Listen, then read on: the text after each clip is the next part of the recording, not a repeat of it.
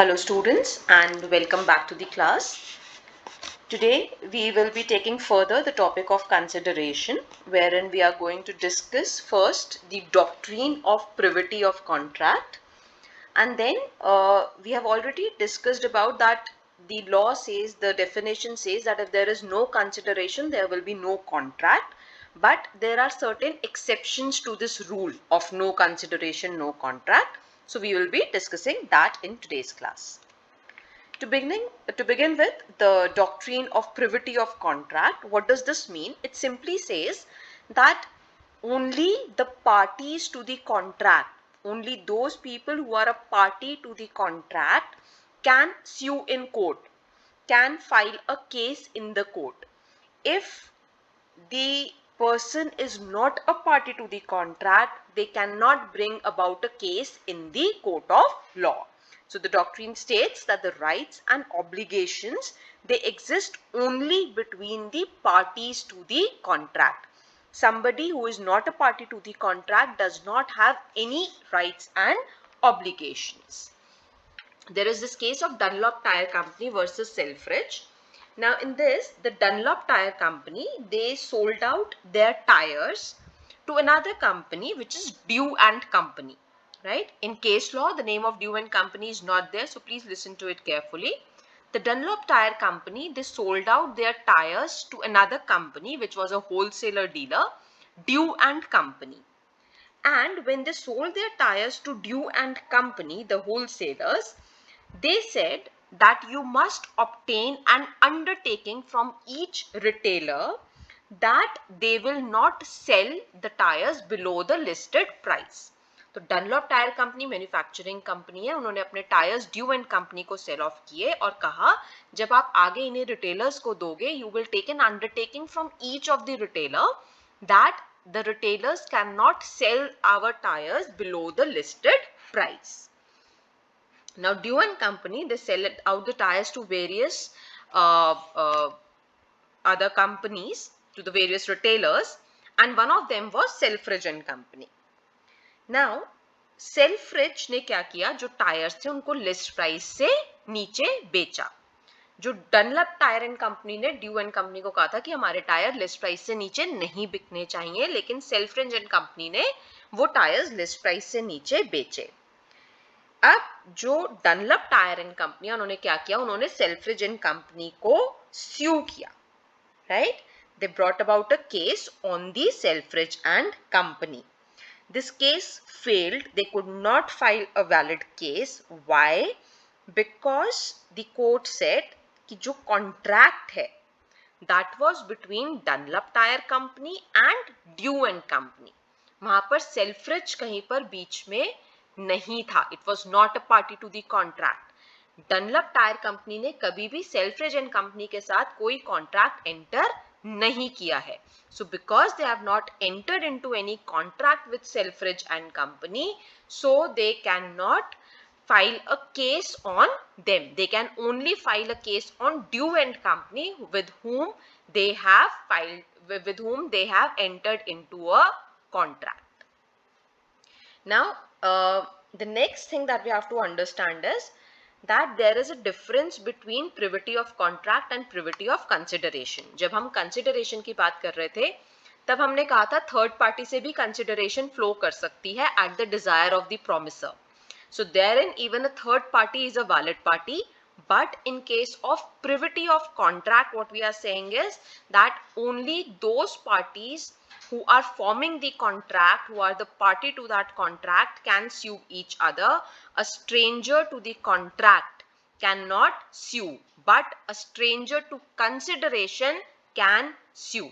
So privity of contract exists, privity of consideration does not exist. अब इस doctrine में भी there are certain exceptions. So what are these exceptions? First, when an express or implied trust is created. So जब एक trust factor में हमने किसी को कुछ दिया और उससे एक थर्ड पार्टी को बेनिफिट जाना था, अ third party was the beneficiary, लेकिन उस बेनिफिशियरी के पास वो नहीं पहुंचा, तो वो बेनिफिशियरी भी स्यू कर सकता है. So if say for example a person gave handed over his property to his friend, और उन्होंने कहा कि मेरी डेथ के बाद आप इस प्रॉपर्टी को ओल्ड एज होम में कन्वर्ट कर देना इस लोकेलिटी के लिए. This property should be used for the old age home. अब after the death of this person उनके फ्रेंड ने ओल्ड एज होम को वो प्रॉपर्टी नहीं दी. यहाँ पर कॉन्ट्रैक्ट तो उन दोनों फ्रेंड्स के बीच में था. जो ओल्ड एज होम है, it was not a party to the contract, but because they were beneficiaries of this trust which was created, तो जो ओल्ड एज होम है, जो उनके एडमिनिस्ट्रेटर्स हैं, they can still sue this friend and tell him कि ये property हमारे लिए दी गई थी और ये प्रॉपर्टी आप हमें हैंड ओवर करो.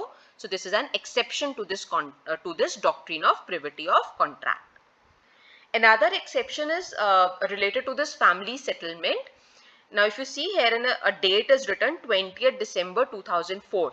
So, 20th December 2004 से पहले अगर फैमिली सेटलमेंट के कुछ भी केसेस हुए हैं जिनके टर्म्स एंड कंडीशंस डिसाइड किए गए हैं before this date, it can be related to that somebody will be bearing the marriage expenses, या maintenance of a female member of the family, or any other such family related issues जिनका decision 20th December 2004 से पहले हुआ है, they will also fall under the exception to this doctrine of privity of contract. Why is this date taken of 20th December 2004? क्योंकि इसके बाद इस तरह के जो भी cases हैं, now they fall under the section 6 of Hindu Succession Act. वहाँ पे amendment हो गई थी, section 6 came in, and उसके अंडर अब ये सब cases आते हैं. उससे पहले का अगर कोई भी डिसीजन है, that is covered under the Indian contract act. Next है acknowledgement. Here and again let us take an example. Say if I have received some money from my friend, right? So I have entered into a contract with my friend. She has given me some money and I have to pay this money to a third party. ठीक है, मेरी friend ने मुझे पैसा दिया, हम दोनों के बीच में एक कॉन्ट्रैक्ट एंटर हुआ और मैंने ये पैसा, इस कॉन्ट्रैक्ट में क्या बात हुई है कि ये पैसा मुझे थर्ड पार्टी को पे करना है. उस थर्ड पार्टी को मैंने फोन करके बता दिया कि आपका पैसा मेरे पास आ गया and I will be paying you. So I have given an acknowledgement that the money has reached me. Now although I have not entered into any contract with this third party, फिर भी वो third party मुझे स्यू कर सकती है because I have acknowledged the fact that their property, their money is lying with me. Then is law of agency, wherein they say that the principal, जब हम law of agency करेंगे तब detail में करेंगे, but a principal and agent का जो relationship होता है उसमें ऑल्दो हो सकता है कि एजेंट ने कॉन्ट्रैक्ट एंटर किया हो, लेकिन प्रिंसिपल जो है, क्योंकि agent is working on behalf of principal, so even principal can sue although the contract was entered by the agent. Then is assignment of rights. That's you have assigned your rights under a contract in favor of a third party. It can be a voluntary assignment of rights कि आपने अपनी मर्जी से अपने rights किसी third party को दिए हैं, और it can be under the court of law कि insolvency हो गया है, उसकी वजह से एक ऑफिसर अपॉइंट हुआ है और उस ऑफिसर को आपके राइट्स दिए गए हैं, सो दैट ऑफिशियल असाइनी जो है इंसॉल्वेंसी के दौरान, they can although are not an original party to the contract, but they can sue during this course of time. And last is Contract Labor Act 1970. Now in this Contract Labor Act 1970, it says that if a contractor has hired the labor, okay, and the contractor did not pay the money, right? The contractor has not paid money, has not paid wages to the laborers, then the laborers, they have a right that they can sue directly the employer as well. Contractor को तो sue कर ही सकते हैं, वो directly employer को भी sue कर सकते हैं. So that is another exception to this doctrine of privity of contract. Now coming on to the next topic, which is the exceptions to this rule. As I told you that हमने ये पढ़ा है कि consideration होनी जरूरी है, right? It might be a small consideration, it is a actual consideration और not, पूरी वैल्यू की कंसिडरेशन है या नहीं उससे फर्क नहीं पड़ता है, बट कंसिडरेशन होनी जरूरी है. अगर कंसिडरेशन नहीं है तो कॉन्ट्रैक्ट नहीं होगा. Now there are certain exceptions to this as well. First is section 25 subsection 1. which says that if an agreement has been made out of natural love and affection, then even if a consideration is not there from the another party, it will be a valid agreement, valid contract. However, following conditions have to be specified in have to be met out in this case. पहला क्या है? It must be in writing. क्या ऐसा अगर कोई भी out of love and affection आप agreement enter कर रहे हो जिसमें दूसरी तरफ से कंसिडरेशन नहीं है and you wanted to be a legally binding contract, then it must be expressed in writing. Then it should be a registered document. Whichever law is in force at that point of time, it has to be a registered document. It has to be made out of love and affection, and it has to be made between the parties who are in near relationship to each other. Okay. Now there is this case of Rajlukhi Dabi versus Bhutnath. Herein, one of these conditions was not met, due to which it was not a valid contract. Now what are the facts of this case? Bhutnath was the husband, and he registered a document. He made an agreement with his wife, registered that document in writing, wherein he said that there are a lot of fights and quarrels between me and my wife, due to which I am agreeing to pay for a separate residence for my wife and for her maintenance. Right? He registered this document, and as per his wife, it became a contract. Now when his wife filed a case कि ये कहा गया है contract में और मुझे नहीं दिया जा रहा, मेंटेनेंस मनी नहीं मिल रहा या मुझे रेजिडेंस के लिए पे नहीं किया गया है, the court set aside this contract. उन्होंने कहा यहाँ पे कोई कंसिडरेशन नहीं है. So it was said it should fall under this particular exception, but the court held कि it cannot come under this exception because this has not been made on account of natural love and affection. वहां पे बहुत clearly लिखा हुआ है that this is because of the quarrels or fights between me and my wife, so it is not out of natural love and affection, although all other conditions are being met, but this one condition is not being met, so it cannot fall under the exception and it is not a valid contract. Second exception is section 25 subsection 2, wherein somebody in past has done something for you voluntarily. उस समय कोई agreement नहीं था, बाद में you are saying that I want to pay for those services. Somebody has done something already for you and you are paying back later on, तो उस समय दोबारा से उस पार्टी से कोई कंसिडरेशन आने की जरूरत नहीं है, because you are giving back something for a deed, for an act which has already been done in the past. Then is section 25 subsection 3, which is about the time barred debts. Let us understand what is a time barred debt. Time barred debts वो debts हैं जिसपे law of limitation लग गया है. Now there is a law of limitation act which puts a time boundation कि इतने time के बाद अगर उस time duration में आपने claim back नहीं किया debt को, कोई केस फाइल नहीं किया और वो डेट पे बैक किया भी नहीं गया, उसके बाद आप केस फाइल नहीं कर सकते हो. अलग अलग तरह के केसेस के लिए अलग अलग टाइम लिमिट है.